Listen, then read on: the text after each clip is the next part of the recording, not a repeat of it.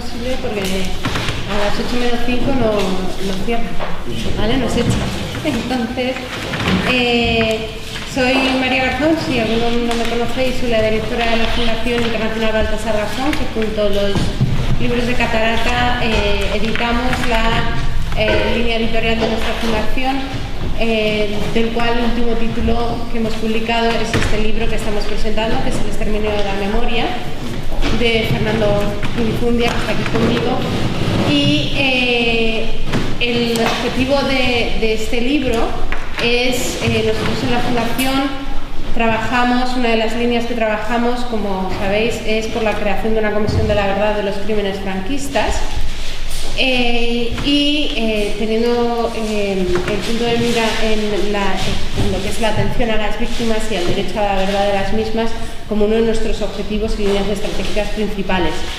De ahí nace este libro que queríamos publicar, en el que precisamente al final aparece un anexo que es un artículo académico de una de nuestras voluntarias que estuvo trabajando durante mucho tiempo en este proyecto sobre las comisiones de la verdad y cómo han funcionado en aquellos 42 países donde se han llevado a cabo y por qué ofrecen lo que puede ofrecer de garantías de derecho a la verdad.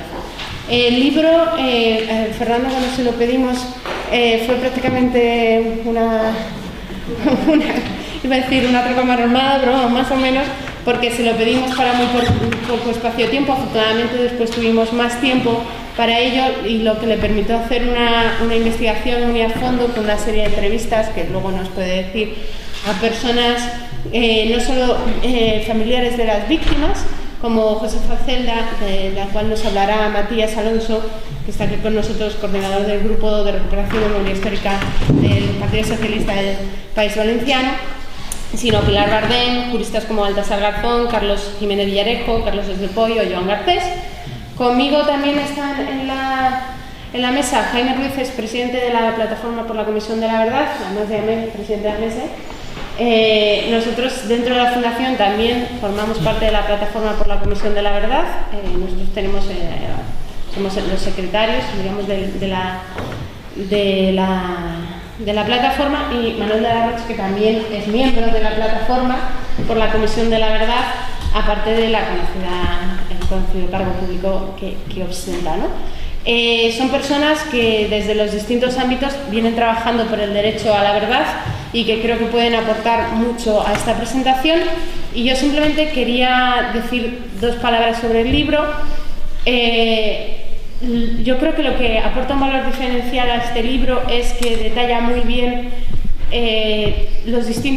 la globalidad de lo que supuso los crímenes franquistas, porque es verdad que nosotros muchas veces utilizamos ciertas cifras, como pueden ser las 150.000 desaparecidos, los 30.000 niños robados, pero hay una cifra, por ejemplo, que da Joan Garcés aquí, que habla de que pudo haber estado 3,5 millones de personas que sufrieron algún tipo de represión al término de la guerra civil. Entonces plasma, a mi manera de ver, muy bien esos distintos tipos de crímenes que se cometieron.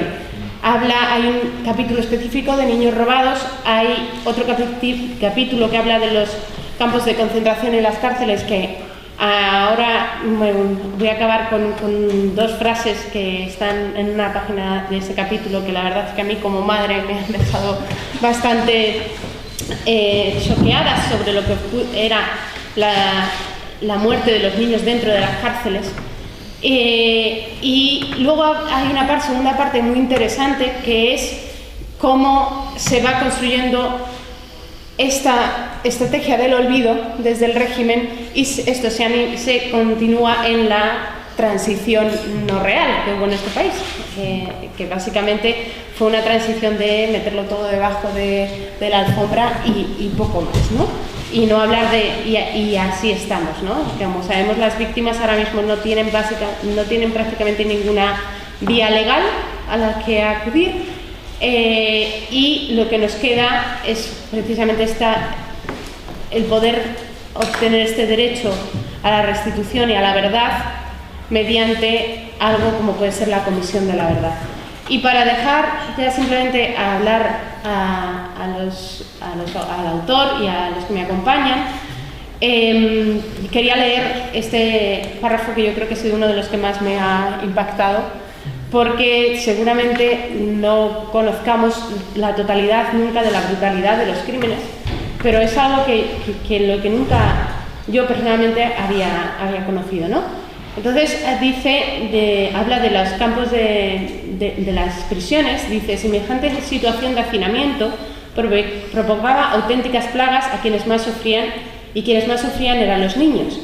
Todos los días tú veías en el suelo de la enfermería los cadáveres de 15 o 20 niños que se habían muerto de meningitis.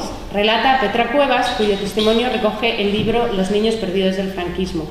La misma obra también contiene un testimonio de otra presa, Manuela Moreno, en este caso de la tristemente célebre prisión zaragozana de Torrero.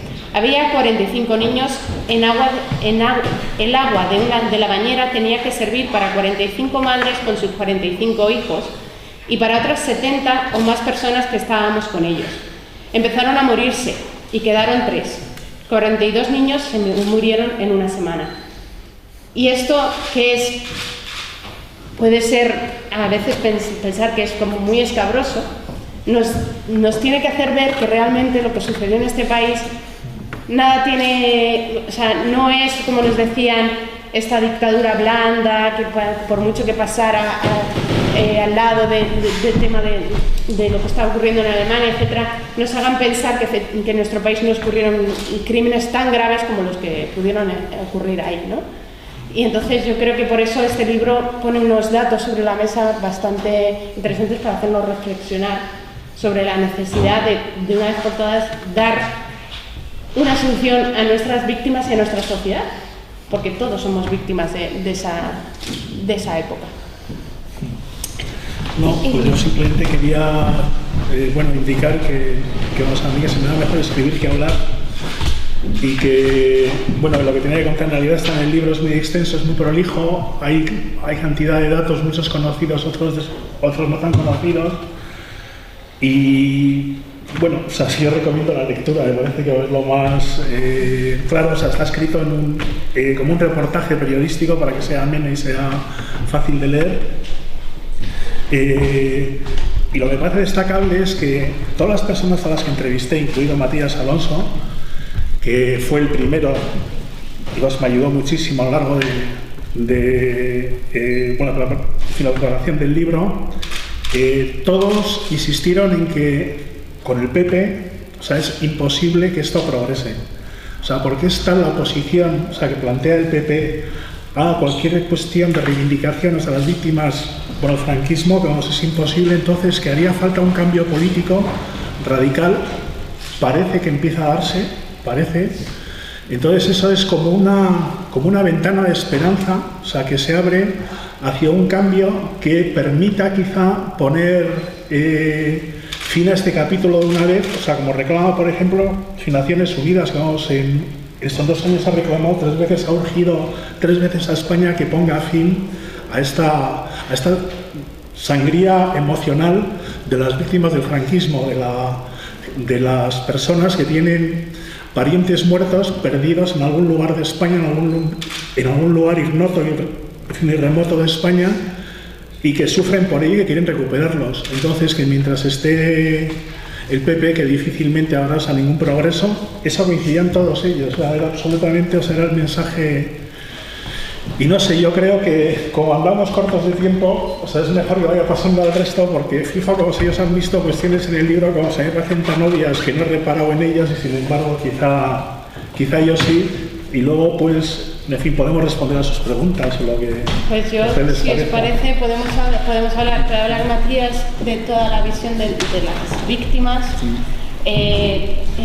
Jaime de lo que es la plataforma por la Comisión de la Verdad, y Manuel, evidentemente, de lo que es un político, de su experiencia como un político comprometido con la memoria, ¿no? Y como ves... Todos somos políticos. Sí, pero bueno, tú estás en activo y yo creo que es de los pocos que evidentemente estás haciendo política por memoria, que yo creo que falta en este país. Si queréis, Matías. Muy bien, pues muchas gracias por esas palabras, casi no me reconozco. No, soy yo quien tiene que daros las gracias a vosotros por haber tenido la idea, primero, de publicar un libro así, que hace falta, y segundo, por haberos acordado de que existe aquello que se llama el Levante Feliz, que parece que el Levante Feliz no exista, porque es muy difícil trascender todo aquello. Parece que allí no haya pasado nunca nada, parece que no se esté haciendo nada y parece que allí reine la calma y la normalidad absoluta. Y no es verdad, es mentira. Allí manda Rita Barberá, que está juramentada contra todo lo que sea memoria democrática. Y Rita Barberá es un poder dentro del poder. Después os explicaré que se va dando una cornada precisamente a una de estas víctimas. Os tengo que pedir perdón por estar aquí, porque quien debiera estar aquí precisamente es Pepica Celda, porque para las víctimas lo que más bien les hace es escucharlas a ellas mismas. Y Pepica Celda es un lujo histórico hoy en día. Hoy no puede estar aquí porque hay un epílogo que se le ha olvidado al autor, triste epílogo, de cómo la vida a veces se ceba con estas víctimas. Pepica Celda fue la última que pudo disfrutar de la política de José Luis Rodríguez Zapatero, de subvención económica a las actividades relacionadas con la memoria histórica. Fue la última que pudo sacar a su padre sin tener que poner un euro, porque es de justicia. La última que ha podido abrazar pues los 4 huesos que quedan. Sacamos a 15 personas fusiladas de Paterna en 2010. Aquello fue un suceso que tuvo una importancia atroz, porque hasta entonces había un problema, había una polémica entre nosotros mismos. El propio PP azuzaba víctimas contra víctimas, porque claro, hay una línea que piensa que no hay que sacarlos de donde están, que murieron juntos y tienen que estar juntos. Pero es que hay otra línea de familiares que han pasado años y años queriendo sacar a su padre o a su abuelo de donde estaban para enterrarlo junto a su madre. Se resolvió en Paterna, porque 15 viudas dejaron 15 botellitas junto a 15 cadáveres fusilados con su nombre y apellidos. ¿Qué querían aquellas viudas? El mensaje estaba claro. Pepica Celda es el ejemplo. Pero es que lo explica muy bien. Es una persona que habla desde la sencillez, es todo sentimiento, es pureza, y vale la pena porque habla sin odio, habla con una maestría aprendida en la calle, porque ella no ha ido a la escuela. Es muy importante que alguna vez pueda venir a Madrid, que la podéis oír. Por tanto, por eso os pido perdón. El epílogo es que, fijaos lo duro que es, después de haber sacado a tu padre de una fosa común, a los pocos meses tener que meter a una hija porque se te acaba de morir. No ha venido por eso, porque esta mujer está destrozada. En el libro leeréis que su tía la acompañó pues a ver a su padre por última vez. La última vez que vio a su padre fue entre barrotes y la leccionó su tía, a Pepica, que era una niña de 10 años o así. Le dijo que no llorase, porque su padre no sabía que lo iban a matar, y para no causarle más pena, pues que no llorase. La pobre chiquilla estuvo toda una noche pensando, dándole vueltas. Vio a su padre y no lloró. Pero es que ella nunca más ha podido volver a llorar. No sé qué mecanismo psicológico se le desató. El caso es que Pepica nadie la ha visto llorar ni reír en 70 años. Hasta el otro día. El otro día Pepica volvió a llorar. ¿Por qué? Porque la vida la rompió otra vez por dentro, teniendo que enterrar a una hija. O sea, por eso no está aquí. Y por eso os digo que es un lujo oír a las víctimas en directo. Nosotros le damos siempre, queramos o no, un tinte más o menos político. pero oírlas hablar a ellas, a la gente humilde que nunca ha tenido una voz amiga, ni una mano que les haya ayudado simplemente a dar un paso y saber dónde llamar, cómo sacar a su padre o cómo solucionar un problema que nunca les han ayudado en 70 años, pues esa gente, digamos que lo merece y además lo agradece, porque se va formando una familia de tal manera que están para lo que haga falta. A mí se me han muerto personas mayores dando una conferencia, no a mí, sino después de un acto. Pepe Llavador se fue a Sevilla a dar una conferencia con 96 años y no salió vivo de esa conferencia. Toda esa gente merece todos los esfuerzos que haga falta, ¿sí? Por tanto, luego pues agradeceros el que nos hayáis tenido en cuenta, ¿sí? Deciros pues que gracias a Baltasar Garzón hay otro caso que también es emblemático, que oiréis hablar de él, que es el caso Alcoriza, que es el último que nos queda. Nosotros formamos un grupo, el Grupo de Recuperación de la Memoria Histórica, que llevamos unos 15 años trabajando en estos temas, junto con la Gavilla Verde. No sé si habéis oído hablar de la Gavilla Verde algunos, junto con el Grupo Paleolar, Manolo Polo, es decir, un triángulo pues que hemos intervenido en unas 18 exhumaciones en la Comunidad Valenciana. La primera exhumación científica en la Comunidad Valenciana la hicimos nosotros. Pues bien, esos 18 expedientes están todos resueltos, menos uno, que es el expediente de Cano, el expediente del padre del guerrillero, de Teófilo Alcoriza, que empezamos el primero. Sigue vivo. ¿Por qué? Porque Teófilo Alcoriza fue un señor secuestrado por la Guardia Civil, asesinado en 1947 y hecho desaparecer. Es una desaparición que está viva aún. Este hombre tuvo la mala suerte de caer en el cementerio de Valencia, con la peor suerte aún de que el cementerio de Valencia con el tiempo está gestionado por Rita Barberá, que lleva 5 años bloqueando a una familia que empezaron 5 hermanos, ya solamente quedan 3, 5 años bloqueando una exhumación, y sigue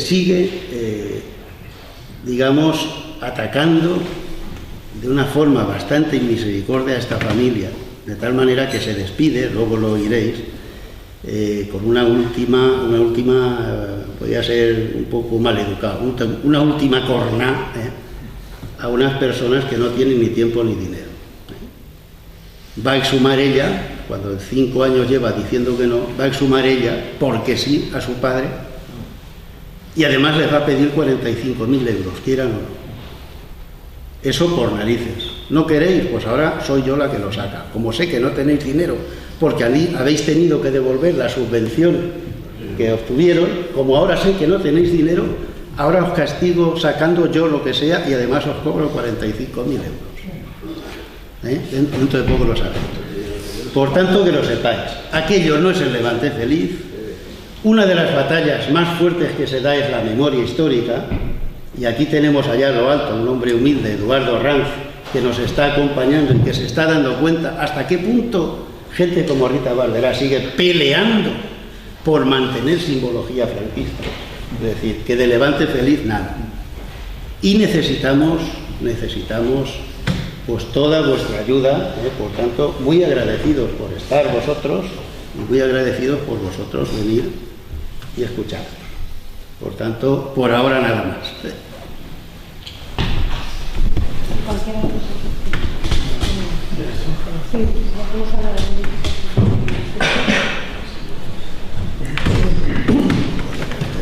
Yo soy Manolo de la Rocha y lo que quiero decir es que me siento enormemente agradecido de poder participar en esta mesa de presentación de un libro, conociendo a su autor, que no le conocía personalmente, y para seguir hablando, seguir profundizando, seguir entre todos creando clima a favor de la memoria histórica, de la consecución de esos 3 grandes objetivos de verdad, justicia y reparación a las víctimas, y para ver si algún día, en un lejano, podemos conseguir que en España se constituya una comisión de la verdad.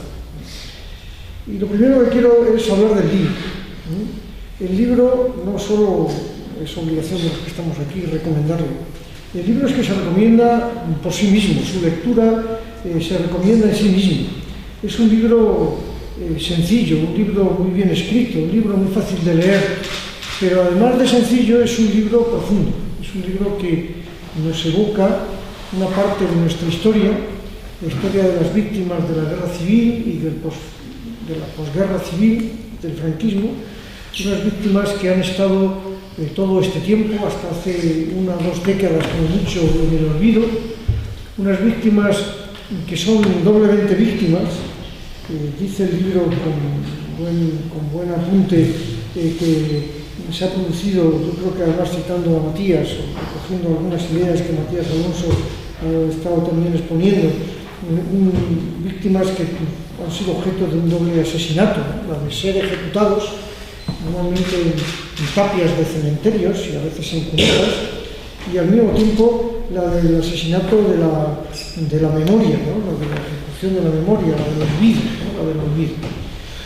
Es un libro que habla de una parte de nuestra historia no conocida, en donde efectivamente la transición no quiso, en un periodo largo de tiempo, que se hablara de ello, ¿no? Y está hecho desde la perspectiva de las víctimas. Cuando digo que es un libro sencillo y fácil de leer, es que tiene 2 partes. Una primera parte donde pone la voz de las víctimas con modelos de víctimas. Impresiona enormemente la historia de José Celda, el padre de esta señora Pepita Celda, un buen hombre, republicano, a quien un falangista, como pasó tanto en aquella época, cogió ojeriza por determinadas historias que pensaba, consiguió que le detuvieran, que le ejecutaran, y aunque las otras personas de la localidad pidieron, también detuvieron a la mujer, también detuvieron a una parte de la familia, las niñas eran muy pequeñas, pero aunque luego consiguieron que le indultaran, ya la habían ejecutado. Una historia terrible. Aquí podríamos hablar casi de un triple asesinato, porque le ejecutan, le asesinan y luego le indultan y dicen, no, si es que ya la han matado, ya la han ejecutado. Tiene otro capítulo sobre las fosas, que es descriptivo de algo que Matías acaba de contar, ¿no? De la actuación de una parte del movimiento, hay allí buenos representantes también del movimiento de la memoria, que han estado trabajando, que llevan trabajando en el levantamiento de fosas comunes en nuestro país. Mira, el libro habla de 150.000 desaparecidos, hay otras cifras, pero 150.000 desaparecidos parece que es una cifra, es un lugar común que es aceptado de manera generalizada. Desaparecidos y ejecutados y enterrados en fosas comunes, en cunetas, cuyos familiares no conocen bien su paradero, intuyen dónde pueden estar y cuyos restos no pueden ser exhumados. Hace pocos años, en la última época de Zapatero, el Ministerio de Justicia hizo una aproximación al mapa de fosas, nunca está completamente cerrado, y decía que había 2.246 fosas comunes localizadas en España. 2.246. Si en España hay 8.000 municipios, pensemos que es pues cada 4 pueblos, de los 8.000 municipios hay 3.000 que son pequeños núcleos urbanos, ni siquiera urbanos, pequeños núcleos rurales. Prácticamente en todos los municipios de España ha habido fosas comunes. Y solo el 10% de esas fosas comunes han sido abiertas para la exhumación. Matías nos contaba el tema tremendo de Rita Barberá. Te acabo de decir que me quedan 2 días, que pasado mañana Rita Barberá estará políticamente muerta, desaparecida, superada, y esperemos que se actúe de manera distinta. Porque ha habido algunos territorios de España donde algo se ha hecho por las comunidades autónomas. En Andalucía, en Cataluña, en el País Vasco, probablemente en alguna más, donde se han ido constituyendo pues, organismos, comisariados, organismos para ayudar a la recuperación de la memoria histórica y poder avanzar en exhumaciones, como yo creo que es bueno recordarlo, aunque fuera muy insuficiente, la Ley de Memoria Histórica de Zapatero, porque eso nos sitúa en otros dos aspectos que tiene el libro. El libro habla de la represión, de las cárceles. Han contado algunos apuntes que son tremendos, ¿no? De dureza leerlos, ¿no? El hacinamiento en las cárceles. Había pocas cárceles, evidentemente en aquella época de anomia financiera, económica, de pobreza, pues no se metía dinero para construir las cárceles. Y cárceles, creo que hay datos de para 100 personas había 2000, por tanto, con un hacinamiento se me oye poco. Sí, creo que la capacidad total era 27.000 en los reclusos en toda España y había 500.000, entonces tenían que estar hacinados forzosamente. Un hacinamiento que iba acompañado en las cárceles de mujeres de los niños. Niños que morían, dice el libro, cuenta, morían todos los días o todas las semanas niños en las cárceles, en la misma cárcel continuamente. ¿Por qué? Pues porque como había poca comida y había poca limpieza y había poca salubridad, los niños muy pequeños eran los que más fácilmente cogían bacterias, virus. En aquella época no existía todavía la penicilina y morían en la cárcel. Y luego tiene otro capítulo sobre los niños robados. Es un capítulo corto, pero denso, porque sintetiza en 8 o 10 páginas todo el drama de los niños robados de este país, que cifra en 30.960, que es un número también que se va utilizando, diferenciando bien dos épocas. La primera época, donde había una finalidad ideológica muy profunda, son los niños de las mujeres que están en la cárcel, que están presas, o niños de personas, de mujeres que ya no están en la cárcel, pero que sus maridos, o sus padres, o sus hijos han sido ejecutados, maridos o sus padres, y en muchos casos pues aceptan que sus hijos vayan a otras familias. Y tiene una frase que me parece que expresa perfectamente toda esa primera época, que era: el franquismo monta todo el tema de los niños robados para evitar el gen marxista. Es una frase que me ha impresionado mucho. Que la idea de que los hijos o hijas pequeños de republicanos o de izquierdistas o de socialistas o de comunistas o de anarquistas tenían un gen y había que sacarles de esa familia y llevarles a otro tipo de familias para que los educaran de otra manera. Y luego hay la segunda parte de los niños robados, que llega incluso a la democracia con un sentido distinto, pero que continúa esa misma política o esa misma acción colectiva de sacar a niños de sus familias, de sus madres que viven en condiciones precarias, para dárselos a otras familias. Y el libro tiene una segunda parte que es con la que quiero terminar dedicándole unos minutos. Una segunda parte que es más reflexiva, menos expositiva de las víctimas o desde las víctimas, y más reflexiva sobre la transición, sobre la traición de la justicia, para acabar con la propuesta que compartimos de crear una comisión de la verdad. Sobre la transición, con una interpretación de la transición que es discutible, yo no la comparto completamente, es una lectura desde algunos autores que han hablado de que aquello fue una operación sometida a la trilateral. Algunos sois también más veteranos que yo, pero algunos somos veteranos, vivimos aquello. Aquello fue pues en un contexto muy condicionado, pero también en un contexto en donde había un objetivo que el libro creo que no recoge suficientemente, que era intentar superar 170 años de enfrentamiento entre dos Españas. Y me parece que desde esa óptica la transición pues ha tenido un resultado positivo. Lo que pasa es que es verdad que la transición se hizo sobre el olvido de las víctimas de un bando. Hubo un pacto tácito de que eso no se podía plantear, y ha significado 30 o 35 años más, quizá menos, 25 a 30 años, en que las víctimas han continuado en el olvido, no solo en las cunetas, sino en el olvido. Y el paso se empieza a dar cuando las víctimas son capaces de levantar la cabeza, cuando las víctimas empiezan a aglutinarse en asociaciones, cuando empieza a haber un movimiento desde los sindicatos, desde los partidos, pero sobre todo de eso que a veces llamamos la sociedad civil, es decir, desde la gente que ha sufrido, empieza a organizarse.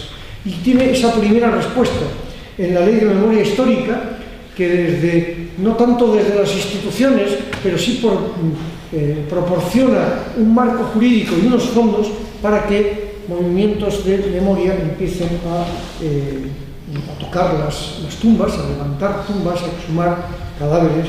Y lo hacen, y aquí enlaza con el segundo tema, con la tradición de la justicia. Lo hacen sin el apoyo de los jueces, salvo unos primeros inicialmente, y el juez Baltasar Garzón, que es el primero y único que se ha atrevido a intentar juzgar a los delitos de lesa humanidad cometidos por el franquismo, que le ha costado la carrera y que ha supuesto además unas resoluciones del Tribunal Supremo, pues eso, en el sentido de la traición de la justicia. Las víctimas no pueden contar en España con la justicia, con los tribunales, porque los tribunales han dicho que eso o está prescrito o está amnistiado, y han advertido a ver qué juez se atreve, porque el juez que se atreva, ojo, tiene una espada de amor. Y entonces esto, ¿en dónde nos sitúa? Pues nos sitúa bien en escenarios extranjeros, la acción de la jueza Servini, probablemente limitados, o bien en un movimiento mucho más potente, que es intentar constituir, promover una comisión de la verdad. Una comisión que alcance la verdad, la justicia, la reparación, en donde puedan acudir las víctimas para ser escuchadas, y lo pueda hacer no tanto para condenar a aquellos que en su inmensa mayoría están muertos, sino para condenarles, me refiero judicialmente, penalmente, sino para explicar qué pasó, condenarles moral, política, históricamente, y reparar en lo posible a las víctimas. Repararlas moralmente, repararlas económicamente, repararlas históricamente. Decía María, ¿qué se hace desde la política? Yo contestaba, políticos somos todos aquellos que estamos interesados por lo público, por lo colectivo. ¿Qué se hace desde las instituciones? Quizás un poco más el matiz. Bueno, desde el Congreso y desde el Senado algo se empieza a mover, pero con una losa terrible, de momento, que es el Partido Popular. El Partido Popular no ha derogado la ley de la memoria histórica, simplemente la ha dejado morir porque le ha quitado la oficina que había, los fondos que había, ya no hay nada, no queda nada, queda un papel que no existe en la realidad. ¿Y qué ocurre con las iniciativas parlamentarias? Que todas las revoca, las anula con su mayoría. Pero esa mayoría le quedan pocos meses, le quedan 5 o 6 meses.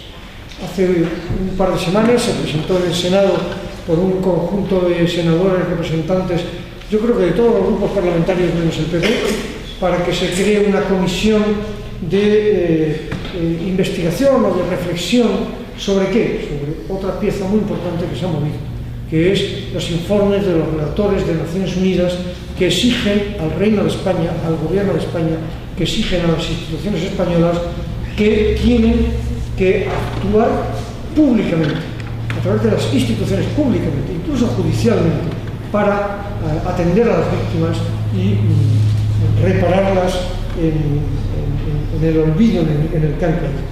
Y en el Congreso pues estamos últimamente intentando ver si se pueden plantear algunas iniciativas conjuntas. No es fácil ponernos de acuerdo de todos los que no somos el PP, pero lo haremos. ¿Por qué? Ahora sí que ya termino. Porque en noviembre probablemente habrá elecciones, pero muy tarde, en noviembre, porque todo indica que el PP va a dejar de gobernar, en todo caso perderá la mayoría absoluta, va a dejar de gobernar, porque habrá mayorías distintas, complejas, como ya estamos viendo que está pasando en los ayuntamientos y en las comunidades autónomas, pero esta es la realidad en la que estamos, pero mayorías que deben permitir afrontar este tema desde la política, desde las instituciones, para que no sean simplemente con buena voluntad, con voluntarismo, en muchos casos, las víctimas y sus asociaciones, sino que tengan de verdad y por fin un reconocimiento pleno desde las instituciones públicas, es decir, desde el conjunto de la sociedad española. Le agradezco a Fernando el esfuerzo que ha hecho por este libro, que os invito a leer. Gracias. Bueno, no sé si queda algo sobre el libro que no se haya dicho. Yo voy a decir lo obvio, que además de recomendarlo, lo compréis y lo leáis, porque efectivamente sobre esta materia yo creo que no hay suficiente elaboración concreta en nuestro país. El exterminio de la memoria es una batalla perdida por quien lo pretenda. Hace pocos días se ha conmemorado los 100 años del genocidio armenio. Sigue existiendo en Armenia una reclamación permanente porque no se ha reconocido esa situación. Hace 80 años se inició el golpe de Estado que terminó en una guerra civil en nuestro país y una larga dictadura. Hace 75 años salieron los últimos presos de los campos nazis españoles que pudieron volver los que se mantuvieron con vida durante esos años. Nosotros procedemos de esa historia y de esa memoria. Lo que nosotros tenemos que dejar en evidencia es que la construcción de una sociedad democrática se hace cuando se conoce y se educa a las nuevas generaciones en esos valores. Es de ahí de donde venimos y de ahí no es posible apartar ni exterminar ninguna otra memoria. Memorias hay distintas memorias. En nuestro país es evidente, ha habido durante 40 años una memoria oficial, que era una memoria fascista, montada la interpretación de los vencedores de la guerra y por lo tanto absolutamente ajena a la pretensión de las víctimas del reconocimiento como fundamento de convivencia para el Estado democrático. Yo creo que esa pretensión de exterminio es inútil. No creo que vaya a tener muchos visos de continuidad en nuestro propio país. Yo soy optimista, yo creo que el próximo periodo va a encontrar vías de solución porque no hay manera de organizar la convivencia democrática si no es sobre esos valores democráticos. Lo que ha ocurrido en nuestro país es una excepción en Europa, pero es una excepción por la duración de los 40 años de dictadura. Lo que nosotros nos hemos encontrado con la justicia es una cerrazón absoluta a la atención de las víctimas.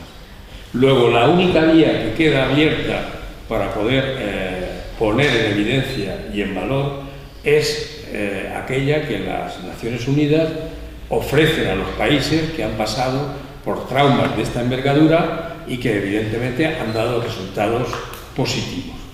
Más de 40 países han utilizado como instrumento para la reconciliación, primero para el conocimiento de la propia historia y después para la posibilidad de reconciliación y por lo tanto de convivencia. Y entre esos países, aunque la imagen de las comisiones de la verdad es que son países pues, que acaban de salir, que están en la periferia del mundo, etc., no es una imagen falsa. Las comisiones de la verdad, la última de la que yo he tenido conocimiento precisamente, no es la última que se ha cerrado, que ha sido la de Brasil, pero es de las últimas, es de Canadá. Y la de Canadá, bueno, tú has leído unas notas sobre el tema de los niños. Bueno, la de Canadá está centrada precisamente en el exterminio y separación de las familias de unas tribus y el procedimiento que nosotros en nuestro país, a mí me lo recordó perfectamente, se hacía justamente después de la Guerra Mundial, que era aislar a las familias para que no dominaran ni conocieran a sus padres, para que se educaran en el idioma oficial, para que se adquirieran y adoptaran por familias que se consideraban acorde con esa categoría de buena gente, de buenas familias, etcétera, etcétera. Todo el estudio está basado desde una comisión de la verdad creada en Canadá para atender esta situación que en este caso específica para un tipo de población y para un tipo de asuntos que están sin resolver. Pues imaginaos si eso ha sucedido allí, lo que nos depara a nosotros la experiencia mundial es que tenemos que acudir a ese tipo de instrumentos precisamente para hacer factible que las víctimas tengan y sean escuchadas, que el conocimiento que la historia ya ha puesto sobre el tapete permita que sea esa, los hechos sucedidos y su catalogación, la que conforme la mentalidad de las nuevas generaciones, para que la memoria explique que eso no nos es ajeno, que eso precisamente es lo que, de donde venimos, y que por lo tanto eso, si no se enseña, si no se educa, puede repetirse en cualquier momento. No es ajeno señalar que en Europa también hay, y vuelve a recorrerse, algunos fantasmas que tienen que ver con esta situación. No es despreciable ignorar que precisamente en algunos países europeos está renaciendo otra vez pues todo este tipo que empieza algunas veces con expresiones de xenofobia, de racismo, contra la inmigración, pero que empieza a cultivarse como una identidad separada y otra vez vuelta a empezar con los criterios que trastocaron la convivencia en Europa y costaron más de 80 millones de víctimas. Bueno, yo creo que nuestro país, con más razón, ahora que el marco de posibilidades de revisar nuestra propia historia, de los 40 años que va a hacer de democracia, en la que nadie puede alegar que el régimen institucional español esté en peligro porque se revise, porque se atienda, porque se busque solución a las víctimas, en este momento yo creo que sí que cuando vamos a repensar los instrumentos de convivencia, cuando vamos a plantearnos de nuevo qué elementos nos han fallado, qué elementos tenemos que recuperar, qué es aquello que todavía no está resuelto de los 40 años de democracia, pues nosotros tenemos que acudir a esa experiencia que ha existido en más de 40 países y que nosotros no hemos practicado. Yo creo que las recomendaciones que realiza Naciones Unidas establecen un marco en el que muchos de los debates que hemos tenido quedan no resueltos, porque esos son debates dentro de la historia y dentro de las experiencias de cada uno, incluso dentro de los territorios. Hay que tener en cuenta que en España hubo una guerra, pero no en todas las zonas de la península hubo conflicto armado. Lo que sí hubo fue asesinatos, pero en Galicia frente armado no había, muertos sí. Es decir, muchas de los parámetros que utilizamos pues hay que ajustarlos en el tiempo y en el territorio concreto para explicar lo que supuso no solamente el conflicto, no solamente la guerra, sino sobre todo la larga posguerra de 40 años de dictadura franquista. Pues bien, yo creo que eso es precisamente lo que las herramientas que nos ofrecen los informes de Naciones Unidas, el relator Pablo Grace, el Comité de Desapariciones Forzadas, el Comité contra la Tortura y los grupos de trabajo de desapariciones forzadas, lo que dicen es, miren ustedes, tienen un problema sin resolver. La democracia no puede convivir con el silencio, con el olvido, con el exterminio de la memoria. Es incompatible, porque el establecimiento de una democracia significa, en primer lugar, el reconocimiento de aquellos que con su esfuerzo y trabajo la han hecho posible. No hay otra manera de explicar la democracia, porque ni vino de un despacho, ni vino del cielo, ni vino de una conjura, no se sabe dónde vino, de la voluntad de aquellos que lucharon precisamente en defensa de las libertades y que con aciertos y errores, como ocurre en cualquier historia humana, pues consiguieron liberar de la dictadura y de la opresión a los españoles. Y por lo tanto, de esa historia de la que tenemos que enseñar, educar y practicar, de esos valores es de los que tenemos que mostrar. Por eso es tan importante, no solamente porque haya una exigencia de justicia, que la hay para las víctimas de forma inmediata, porque el mismo relator dice es indignante que las víctimas están desapareciendo y no hay posibilidades de que ninguna institución, de que ninguna instancia pública recoja sus demandas, les escuche, traslade a la opinión su situación. Bien, eso es justamente la tarea en la que estamos. Y también porque existe algo que nos va a costar explicar, pero hay que repetir. Existe un derecho que es el derecho a la verdad. El derecho a la verdad no es una entelequia filosófica. Ya sé que lo han dicho muchas veces, pero no me vas a decir ahora que existe una verdad absoluta. No, yo no hablo de religión ni de filosofía, estoy hablando de derecho. El derecho a la verdad está reconocido por Naciones Unidas, es personal y es colectivo. Y el derecho a la verdad es aquello que nos permite saber lo que sucedió, cómo sucedió y qué responsabilidades hubo, identificando a las víctimas en primera instancia, pero también dando conocimiento de esa situación a la sociedad en la que se ha producido, precisamente para que no sea solo un asunto personal, no sea un asunto individual, sino que sea una tarea colectiva. Esa experiencia debe ser conocida porque es la única manera de tomar medidas y atajar y que no vuelva a suceder. Ese es el mecanismo del ejercicio del derecho a la verdad. Y dentro de ese derecho a la verdad existe un instrumento que en cada país ha tenido unas particularidades, que señala muy bien el libro porque hace un pequeño resumen, en el que se ajusta a la realidad que tiene que analizar. ¿Qué existe como herramienta reconocida? Pues las comisiones que garantizan su independencia, las comisiones que están formadas, la independencia de sus miembros, de los gobiernos, que tengan carácter oficial, evidentemente, para que sus recomendaciones sean recogidas por las instituciones, que esas comisiones sean pluridisciplinares, porque tienen que haber historiadores, defensores de derechos humanos, tal. Y una cosa fundamental siempre, la instancia a las organizaciones de memoria y a las víctimas. Tienen que estar presentes, tienen que decir ellas lo que quieran decir del asunto, porque son las que han padecido las circunstancias. Esas comisiones se comprometen en un periodo de tiempo determinado, suelen durar 2-3 años mínimo y suelen durar incluso más años, en algunas de las comisiones han durado más tiempo, pero bueno, en torno a 3-4 años de estudio y elaboración de las recomendaciones.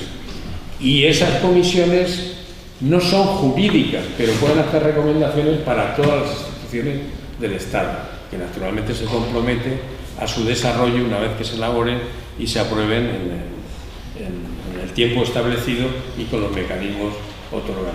Pero siempre insistiendo en un tema que es fundamental: oír a las víctimas, dar cabida a la participación de las organizaciones que representan a las víctimas y las de memoria histórica y derechos humanos, y poder configurar un relato histórico comprensible para las nuevas generaciones, para que efectivamente se traslade y forme parte de ese entramado educativo en el que tienen que vivir las generaciones nuevas, para que entiendan los valores democráticos, de dónde proceden y qué sucedió en nuestro país.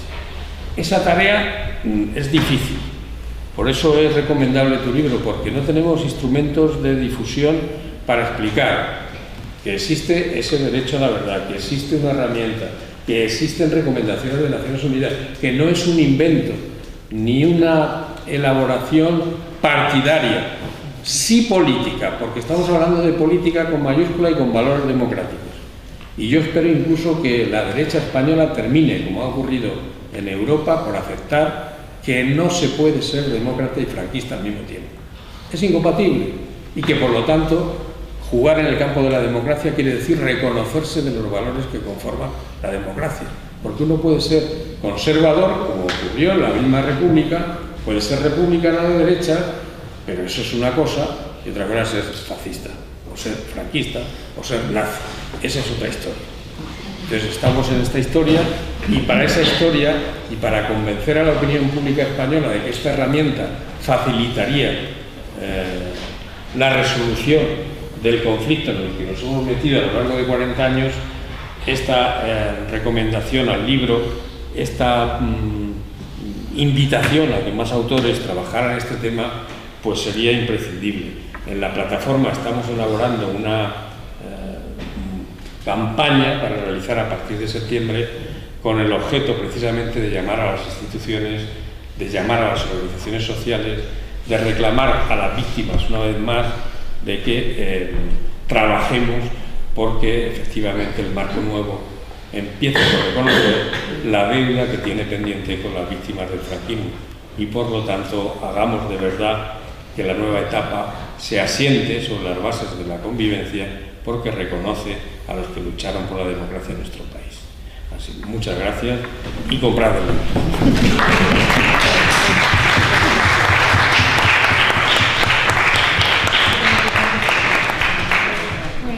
Si queréis